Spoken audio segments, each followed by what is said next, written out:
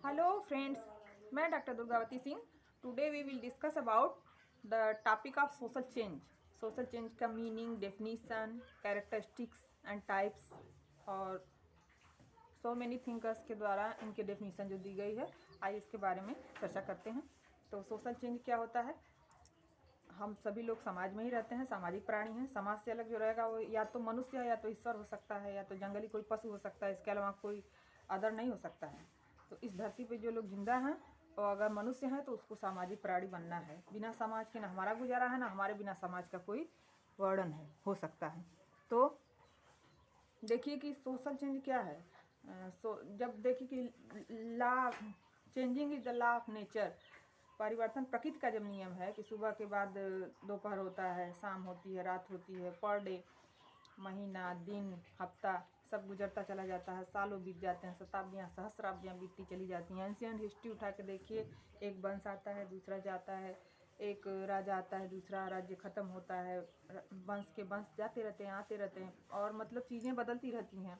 अब हमारे पूर्वज जी थे, उस ज़माने से आदिम टाइम से लेके आज के समय तक जितना परिवर्तन हुआ है, उन सब में कहीं ना कहीं आप देखेंगे तो सोशल चेंज का मतलब सोशल लेके इकोनॉमिक लेके हर तरह से चेंजिंग तो चेंज होता ही रहा है। उस काल से इस काल तक हमारे पूर्वजों में हुआ, हमारे में हुआ, हमारे व्यक्तित्व, पर्सनैलिटी, हमारे सारे पहलुओं में, चाहे विवाह, संरचना। अब हम समाज में ही हैं, समाज से ही तो सारी चीज़ें हैं।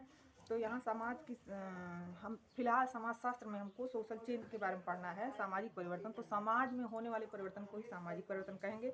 इसमें कई सारे डेफिनेशन दिया गया है राइटरों द्वारा, जिसमें किंग्सले डेविस ने अपनी पुस्तक ह्यूमन सोसाइटी में लिखा है कि सामाजिक परिवर्तन का तात्पर्य सामाजिक संगठन अर्थात समाज की संरचना और प्रकारों में परिवर्तन से है। मैकार पेज ने सोसाइटी में लिखा है कि समाजशास्त्री के रूप में हमारा प्रत्यक्ष संबंध सामाजिक संबंध हो जो समाज की संरचना और प्रकारों में परिवर्तन से है। जॉनसन महोदय, जिन्होंने सोशियोलॉजी बुक लिखी, उन्होंने लिखा कि बुनियादी अर्थ में सामाजिक परिवर्तन का अभिप्राय सामाजिक संरचना में परिवर्तन से है। एंथनी गिड्डेंस ने कहा है कि सामाजिक परिवर्तन का अर्थ बुनियादी संरचना या बुनियादी संस्था में परिवर्तन से है। गिड्डेंस कहते हैं कि प्रत्येक सामाजिक संरचना में एक अंतर्निहित संरचना होती है, और इस अंतर्निहित संरचना में जब परिवर्तन आता है तो इसे सामाजिक परिवर्तन कहते हैं। सांस्कृतिक परिवर्तन से तात्पर्य सामाजिक परिवर्तन से है। गिन्सबर्ग महोदय कहते हैं सामाजिक परिवर्तन का अभिप्राय सामाजिक ढांचे में परिवर्तन अर्थात समाज के आकार, इसके विभिन्न अंगों और इसके संगठन की प्रकृति और संतुलन में होने परिवर्तन से है। किंग्सले डेविस ने ह्यूमन सोसाइटी में इनकी सोशल चेंज के कैरेक्टरिस्टिक्स बताए हैं, सामाजिक परिवर्तन की विशेषताएं। आइए उसको देखते हैं। उसके पॉइंट जैसे ये सार्वभौमिक होता है, यूनिवर्सल होता है, प्रत्येक जगह, प्रत्येक समाज में, प्रत्येक परिस्थिति में, प्रत्येक देश काल में परिवर्तन ऐसा नहीं कि जो आज है वो कल नहीं रहेगा। अब जो आदिम समाज था तो आज के सभी समाज तक हम लोग पहुँचे ना, चेंज होते होते ही पहुँचे। इतने सारे युगों से हम गुजरते हुए आए हैं, तो वो चेंज का ही रूप है। चीज़ें विकसित होती गई, लोग समझदार होते गए, विकसित होते गए, और हमारी आने वाली पीढ़ियाँ और विकसित होंगी। जैसे आज के 10 साल पहले इतना डिजिटलीकरण नहीं था, आज के डेट में इतना हो गया है। तो ये किसका सूचक है? परिवर्तन का ही सूचक है। आपके विवाह संस्था में, खान पान में, मतलब बहुत सारी चीज़ें बदलाव हो गई हैं। हम वेस्टर्न कल्चर की को फॉलो कर रहे हैं, उनका रहन सहन, बोल चाल, खान पान, जिसको आधुनिकीकरण कहते हैं, पश्चिमीकरण कहते हैं। एम एस श्रीनिवास ने अवधारणा दी ही थी, पहले ब्राह्मणीकरण दी थी, फिर उसी को संस्कृतिकरण के नाम से उन्होंने फेमस कर दिया। तो पहला इसका कैरेक्टरिस्टिक्स क्या है कि यूनिवर्सल होता है। सामाजिक परिवर्तन सार्वभौमिक है, हर जगह पाया जाता है। चाहे हम जो ये नहीं कि इंडिया में सिर्फ परिवर्तन पाया जाए, अमेरिका में पाया जाएगा, उसमें भी, जापान में भी, हर जगह कुछ न कुछ चेंज हुआ है। नंबर 2 है सामाजिक परिवर्तन समरेखीय और बहुरेखीय होता है। कहीं कहीं समान होता है, कहीं कहीं बहुत ज़्यादा मतलब ऊंचे नीचे श्रम वो संस्तरण के आधार पर होता है, हायरार्की के बेस पे। फिर सामाजिक संरचना में ही सामाजिक परिवर्तन होता है। तो सोशल स्ट्रक्चर दिखती नहीं है। स्ट्रक्चर क्या है? इसके पहले आप लोगों को एक वीडियो बनाया था, हम बताए थे कि समाज बनता है हमारे रिलेशन से। रिलेशन ऑब्स्ट्रैक्ट होते हैं, अमूर्त होते हैं। रिलेशन ऑब्स्ट्रैक्ट होता है, वो नहीं दिखता है। रिलेशन का जाल वेब ही तो समाज है। ये मैकार पेज की डेफिनेशन भी पूरी है, उन्होंने सोसाइटी नामक बुक में डेफिनेशन दी और कहा है कि समाज सामाजिक संबंधों का जाल है। तो संबंध जब नहीं दिखते हैं इसलिए समाज भी नहीं दिखता है, और जब समाज नहीं दिखता है तो सामाजिक संरचना नहीं दिखती है, और संरचना में ही सामाजिक परिवर्तन निहित है। इसके बाद है सामाजिक परिवर्तन सामाजिक और सांस्कृतिक दोनों होता है। तो संस्कृति कहीं अलग से तो आती नहीं है। हमारे आपके व्यक्तित्व, खान पान, बोल चाल, रहन सहन, हमारे व्यक्तित्व संपूर्ण पहलू को ही आप कल्चर कहेंगे। जैसे लोग कहते हैं ना Indian culture, western culture. Western culture हमारे देश पे हावी हो रही है। तो कल्चर माने संस्कृति। कल्चर के भी 2 पार्ट हैं, एक मटेरियल एक नॉन मटेरियल। आकबर ने दोनों में डिफरेंस बताया है और बता के उन्होंने कहा है कि जिस तरह मटेरियल कल्चर में तेज़ी से परिवर्तन होता है, नॉन मटेरियल में धीमी गति से, और वो पीछे रह जाती है, आगे बढ़ जाती है। इसके पीछे रह जाने को उन्होंने कल्चरल लैग नामक थ्योरी के नाम से फेमस किया है 1922 में सोशल चेंज नामक अपनी बुक में, जिसको सांस्कृतिक पिछड़ सांस्कृतिक विलंबना का सिद्धांत भी कहते हैं। अक्सर कॉम्पिटिटिव परीक्षाओं में पीजीटी वगैरह में पूछा जाता है। इसके बाद है सामाजिक परिवर्तन एक निश्चित गति में होता है। सामाजिक परिवर्तन की गति अनियमित और सापेक्षिक होती है। ये सब तो हो गया इसका कैरेक्टरिस्टिक्स। इसके स्रोत क्या क्या हैं, किन किन चीज़ों से परिवर्तन होता है। अब देखिए एक ज़माना ऐसा भी रहा होगा जब पूरी दुनिया अंधकार में डूबी रही होगी। एडिसन सबसे पहले बल्ब का प्रयोग कर दिए, तब से पूरा विश्व आलोकित हो गया। अब कितनी सारी कंपनी कारखाने उससे चलने लगे। इलेक्ट्रिक जितने भी चीज़ें हैं सब उन्हीं की चलती है। पूरा विश्व आलोकित हो रहा है, आज उन्हीं की देन है। 20,000 प्रयोग सफल किए उन्होंने, तब जाके इतनी विश्व में प्रकाश ही प्रकाश फैला हुआ, हम आप सभी लोग उसका आनंद ले रहे हैं। तो उसके सामाजिक परिवर्तन के स्रोत में सबसे पहला जो आएगा वो इन्वेंशन आएगा, आविष्कार। फिर खोज आएगी, नई नई खोज। प्रसार आएगा, तब फैलता है। जैसे विकसित देशों की संस्कृति हमारे कल्चर पे हावी हो रही है ना, दिन ब दिन लोग नई नई चीज़ों को, रहन सहन, खान पान, बोल चाल, सब कुछ में उनके कांटे छुरी का प्रयोग, और रेस्टोरेंट का, और विश्व नगर की अवधारणा, जो लिव इन रिलेशनशिप, ये सारी चीज़ें किसकी सूचक हैं, ये वेस्टर्न कल्चर की सूचक हैं। उसको देख के उनकी कल्चर का प्रसार, डिप्रेशन हमारे इंडिया में हो रहा है। आंतरिक विभेदीकरण। जॉनसन ने सामाजिक परिवर्तन के 2 स्रोतों के आधार पर 3 कारक बताए हैं, आंतरिक कारक, अंतर्जात बहिर्जात कारक और सामान्य कारक। गिड्डेंस ने सामाजिक परिवर्तन के 3 कारक बताए हैं। कौन कौन से? भौतिक, राजनीतिक और सांस्कृतिक पर्यावरण। मैकारपेज ने भी 3 बताए हैं, प्रौद्योगिकी, जैविक और सांस्कृतिक कारक। इसके अलावा हाउस ने सामाजिक विकास और प्रगति में अंतर दिया है। सामाजिक परिवर्तन की प्रक्रियाएं, सबसे पहला क्या है? इवैल्यूएशन, उद्विकास। उद्विकास को तो आपको बताया जा चुका है, पूरा एक चैप्टर ही आपको उसका, स्पेंसर का 2 पार्ट मैंने बताया था वीडियो। उसमें फर्स्ट पार्ट में बताया था कि देखिए किस तरह से उद्विकास की शुरुआत में स्टार्टिंग अगस्त कांत ने भी की थी, जो हमारे father of sociology, founder of sociology कहे जाते हैं।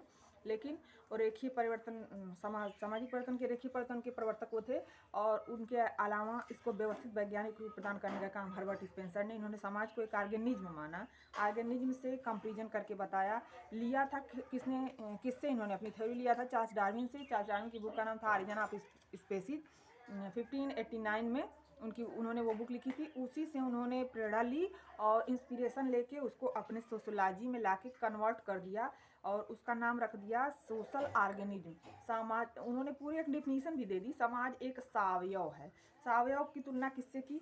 मानव की बॉडी है, हमारे इतने सारे पार्ट्स हैं, इतने सारे सेल्स से मिलके बनी है और ऑर्गेनाइज हुई है, तब चल रही है। कोई एक पार्ट ना रहे तो व्यवस्थित रूप से बॉडी नहीं चल पाएगी। इसी तरह वो कहते हैं सेम यही चीज़ ले आके समाज पे कन्वर्ट करके कह रहे हैं कि समाज के भी इतने सारे एलिमेंट हैं।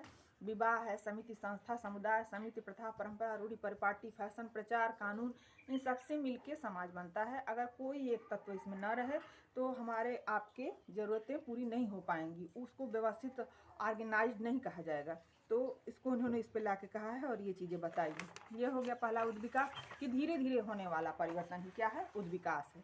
जैसे बीज जमीन में गाड़ा जाता है, धीरे धीरे अंकुरित होता है, बड़ा होता है, पल्लवित होता है, पहले प्लांट बनता है, फिर जाके धीरे धीरे वो ट्री बन जाता है, पेड़ बन जाता है, पल्लवित पुष्पित का उसका टाइमिंग है, उसके बाद फिनिश हो जाता है। उस तरह माँ के घर में बच्चा आता है, 9 महीने के बाद पैदा होता है, फिर धीरे धीरे बैठना, चलना, बोलना, सीखते सीखते इतनी सारी अवस्थाओं से, शैशवावस्था, बाल्यावस्था, किशोरावस्था, युवावस्था, रास ने इनकी कुछ 6 अवस्थाएं बताई हैं, प्रौढ़ावस्था, वृद्धावस्था, मर जाता है।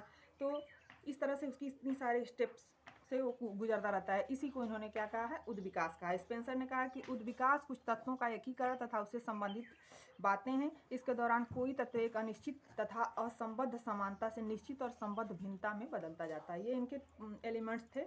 इन्होंने उद्विकास के ये सब तत्व बताए थे कि निश्चित दिशा में धीरे धीरे होने वाला परिवर्तन ही क्या है? उद्विकास है। उसके बाद मैकारपेज ने उद्विकास की परिभाषा दी है और कहा है उद्विकास विकास से आगे स्तर की चीज़ है। प्रत्येक विकास उद्विकास नहीं होती, उद्विकास एक आंतरिक प्रक्रिया है।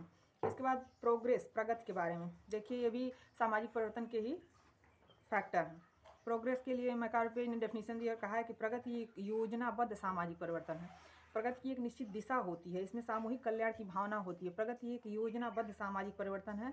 प्रगति मूल्य आधारित होता है, मतलब एक निश्चित दिशा में होने वाले परिवर्तन को क्या कहेंगे, प्रोग्रेस कहेंगे। और इसके पहले आपने उद्विकास पढ़ा था, तो उद्विकास धीरे धीरे और निश्चित प्रक्रिया द्वारा होने वाला परिवर्तन और निश्चित असंबद्धता से निश्चित संबद्धता में होने वाले परिवर्तन को ही हर्बर्ट स्पेंसर ने उद्विकास कहा था। और यहाँ पे प्रगति की बात है तो प्रगति निश्चित दिशा में होने वाले वांछित परिवर्तन। अकबर और निमकाप कहते हैं कि सामाजिक परिवर्तन में सभी किस्म के विकास और प्रगति से जुड़े परिवर्तन आते हैं। इसके बाद डिफ्यूजन, प्रसार की बात की गई है। जो मैंने कहा कि जैसे वेस्टर्न कल्चर का डिफ्यूजन हमारे इंडिया में हो रहा है, हम लोग कांटे छुरी का प्रयोग करना चाह रहे हैं, हम लोग ड्रेस सेंस, बोलचाल, खान पान, अपनी लाइफस्टाइल, रहन सहन, मकान की बनावट से लेकर सब कुछ चेंज कर दिए हैं उनकी शैली में। जो नहीं किया वो भी करने के प्रयास में लगा हुआ है, क्योंकि वो तभी वो मॉडर्न कहा जाएगा, तभी उस पर उनकी कल्चर को हावी माना जाएगा, डिफ्यूजन माना जाएगा। टायलर ने सबसे पहले इसका प्रयोग किसी भी तत्व, एक बिंदु या स्थान के सभी दिशाओं में प्रसार को माना है। मानव की उद्विकास की क्षमता से प्रसार का सिद्धांत, उद्विकास सिद्धांत, प्रसारवादी, 3 प्रकार का संप्रदाय इन्होंने आगे बताया। 3 प्रकार के संप्रदाय में उसको अगले टॉपिक में पढ़ेंगे, नहीं तो वीडियो बहुत लंबी हो जाएगी। इस 3 टॉपिक में आपके ब्रिटिश प्रसारवादी आएंगे, जर्मन संप्रदाय आएगा और एक इंडियन संप्रदाय आएगा। तो बच्चों, आशा है कि आपको सामाजिक परिवर्तन समझ में आया होगा। सामाजिक परिवर्तन समाज में होने वाले किसी भी संगठन, संरचना, समस्या और व्यवस्था में होने वाले परिवर्तन को कहेंगे, जो कि हर युग में समय समय पर होता रहा है। आशा है कि आपको समझ में आई होगी। और आपको अगर मेरा चैनल पसंद आए तो इसे लाइक, शेयर और सब्सक्राइब कीजिए। और इन्हीं शब्दों के साथ आप लोग अपना पढ़ते रहिए, अपने गोल की तरफ आगे बढ़ते रहिए। Thank you very much.